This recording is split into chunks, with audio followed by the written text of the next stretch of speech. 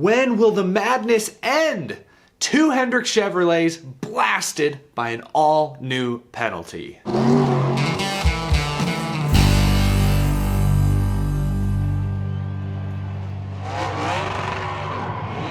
How's it going, y'all? My name is Eric. Welcome to Out of the Groove. Busy week, busy day. One more time if you missed it. Earlier this morning, Mark Martin joined me and Brennan Poole on the latest episode of Power Hour. Link to watch or listen is down in the description below. I highly encourage you to go check it out. It was an awesome conversation. I'm sure you'll enjoy it. He's a NASCAR Hall of Famer. It's Mark Martin. It was truly an honor to have him on our podcast. Please go check that out. Now, let's get to the latest news. The hits start coming and they don't stop coming. Let's talk about Denny Hamlin first. I was going to save this for a video tomorrow, but now with the Hendrick news, let's just put it all in one place. Denny Hamlin's 25-point, $50,000 penalty was upheld today by the National Motorsport Appeals Panel. Damn, they should start selling merch because we're talking about them a lot. They're getting a lot of publicity the last few weeks. Seriously. Now, Denny Hamlin, so far at least, has not publicly reacted to these results. The initial penalty was for intentionally wrecking Ross Chastain at Phoenix and then admitting it was on purpose during his podcast episode. The appeals panel heard Hamlin's argument this morning, and by like 1 o'clock Central Time, 2 Eastern, they already had their decision. For comparison, like last week's Hendrick decision didn't come out until like 4 or 5 p.m. They made up their minds on this Denny Hamlin deal pretty fast. I'm not surprised by the result. I don't think there was ever any realistic chance that Denny Hamlin was going to win this appeal outright. I mean, the evidence against him was extremely public. I'm sure Denny Hamlin will go on his podcast Monday and will try to explain his side of the argument. But the truth is he did not have a good shot at winning this appeal. Something was brought to my attention earlier today. I've been feeding you guys some halfway false information. When the penalty for Hamlin was first handed out, I thought it was a little harsh. I would have just gone with a fine. I thought a points penalty, a 25-point penalty especially, was a bit strict. But I was basing that off of how NASCAR penalized William Byron last fall when Byron intentionally spun Hamlin out under caution. NASCAR initially handed Byron the same penalty, 25 points, $50,000, but the appeals panel amended it to 0 points, $100,000 fine, because in the rule book there was a loophole. Originally, the penalty for wrecking someone on purpose was a 25 to 50 point penalty and or a $50,000 to $100,000 fine. The appeals panel looked at that and said, oh, well, you don't have to dish out both. We can pick one, just points, just money. They opted to go just money. So shortly after the William Byron decision, NASCAR actually closed that loophole. They rewrote the rules. I forgot all about this, so thank you on Twitter for bringing it to my attention. Now, instead of points and or a fine, it's simply and. Points and a fine. If you wreck someone on purpose, you're getting both a point penalty and a fine. Harsh, yes, but it's explicitly written in NASCAR's rulebook. So with that in mind, I'm not surprised at all that Denny Hamlin lost this appeal, that he didn't even get the points side of things rescinded. It's still not a great look for NASCAR, considering a couple weeks ago Daniel Suarez only got a fine for running into someone on pit road, with an official standing nearby. Definitely more unsafe than what Denny Hamlin did, but that's a slightly different section of the rulebook. So NASCAR, the way they weight those penalties right now is different. Could the penalty for hitting someone on pit road after the race be changed in the future? I suggested a few episodes ago that it could, and perhaps it should. But right now, wrecking someone during a race, admitting to it so NASCAR knows it was on purpose, that is a pretty strict penalty. 25 points minimum, $50,000 fine minimum. So in that respect, NASCAR went easy on Denny Hamlin. At least they gave him the low end of that penalty. It sucks for Denny Hamlin, I get it, but them's the rules. The rules do change, and it's up to the competitors to keep up to date. My mistake for forgetting that they amended the rulebook after the Byron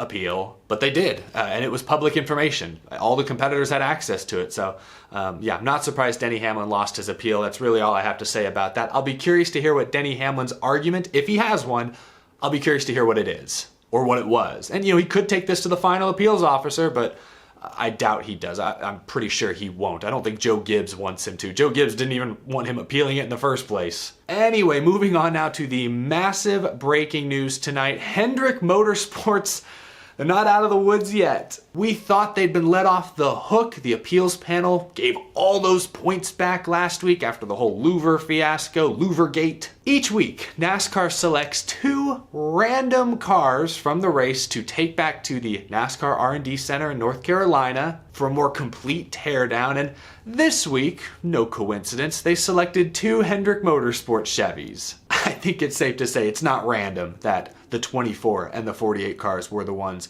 chosen. Tonight, NASCAR found, perhaps, what they were looking for. William Byron and Alex Bowman's teams were each blasted with an L1 penalty. They've been docked 60 driver and owner points each, as well as 5 playoff points. Each team has been fined $75,000 and will have their crew chiefs suspended for 2 races. Those are the interim crew chiefs, I suppose, that will be suspended. So I'm not sure how that's going to work. Apparently, it was a greenhouse violation that was discovered. These penalties are huge. Obviously not as big as the initial 100-point, 10 playoff point penalties that the whole Louvergate deal was before the appeals panel overturned most of it, but still big. 60 points. Losing those points will knock Alex Bowman from first in the regular season standings down to, I think, 9th or 10th. William Byron will fall from 4th to 19th or 20th. I just glanced at it. My math's not very good. That's a big hit, no doubt. Not to mention the loss of 5 playoff points. Alex Bowman didn't even have 5 playoff points. This is a really big deal. I don't know how the suspensions will work because it was the interim crew chiefs who were suspended. And because this penalty was announced so late in the week, NASCAR said they won't have to sit out Bristol Dirt. But then after Bristol Dirt, I believe Blake Harris and Rudy Fugle will be back. So I'm not sure if the suspensions will ever actually be served or how that's going to work. But the points penalty is what matters. And if that sticks, that's huge. Of course, Hendrick Motorsports can appeal this penalty if they want. Here was their statement. We are reviewing the penalties issued today by NASCAR and will determine next steps following Sunday's race at Bristol Motor Speedway. Oh gosh, when will the madness, when will this downward spiral finally end? I don't know what to think anymore.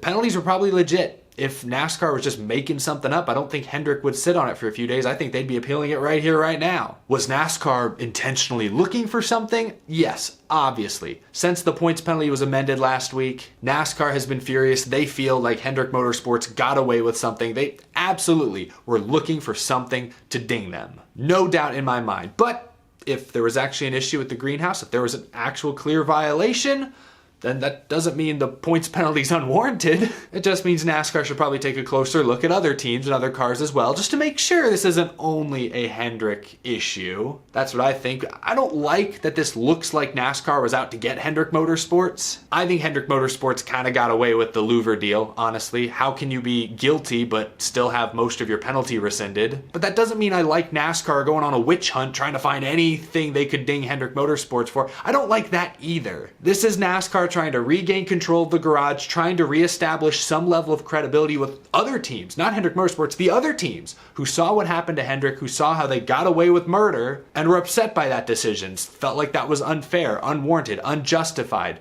This is NASCAR trying to reestablish that credibility. Not sure if it's going to work. I hope whatever greenhouse violation they found was in fact legit, because otherwise if Hendrick appeals this one too and they win it in a couple weeks, oh my gosh, the downward spiral, like I said, it just keeps getting worse. I don't really have other thoughts.